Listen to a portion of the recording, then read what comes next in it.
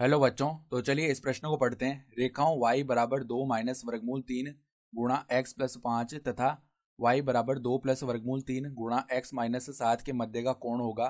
तो यहाँ पर देखो चारों विकल्पों में से हमें सही विकल्प बताना है। ठीक है, तो प्रश्न में आगे बढ़ने से पहले इस प्रश्न से संबंधित जो मुख्य उदाहरण है उसकी हम चर्चा कर लेते हैं।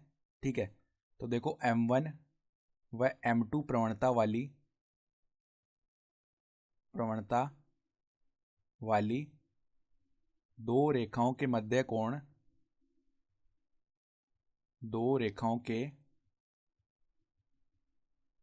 कोण थीटा हो, तो देखो यहाँ से टेन थीटा का जो मान है वो किसके बराबर आता है, मापांक M1 माइनस M2 बट्टा में 1 प्लस में M1 गुणा M2 इसके बराबर आता है।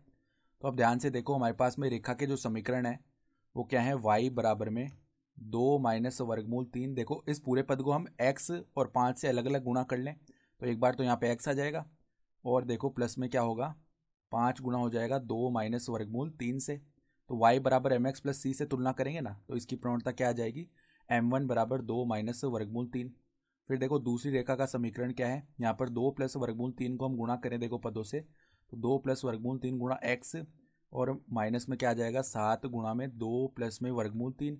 तो यहाँ पर भी हम y बराबर एम एक्स प्लस सी से तुलना करेंगे तो m2 जो इसकी प्रवणता है वो क्या आ गई, 2 प्लस में वर्गमूल 3।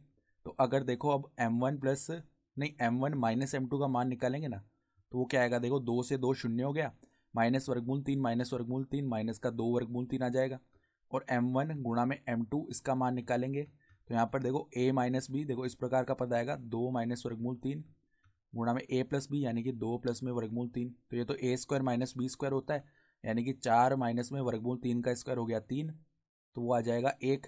तो अब देखो इनके बीच का जो कोण है अगर थीटा है तो टेन थीटा का मान क्या आएगा, मापांक के अंदर m1 माइनस m2 का मान कितना है, -2 वर्गमूल 3 और बट्टा में देखो यहाँ पर बट्टा में 1 प्लस में m1 m2 यानी 1 प्लस में 1 हो जाएगा। तो ये क्या आ गया, देखो मापांक के अंदर -2 वर्गमूल 3 बट्टा में 2, तो 2 से तो 2 हो गया विभाजित, यानी कि आ जाएगा देखो मापांक माइनस का वर्गमूल 3 यानी ये आ जाएगा वर्गमूल 3।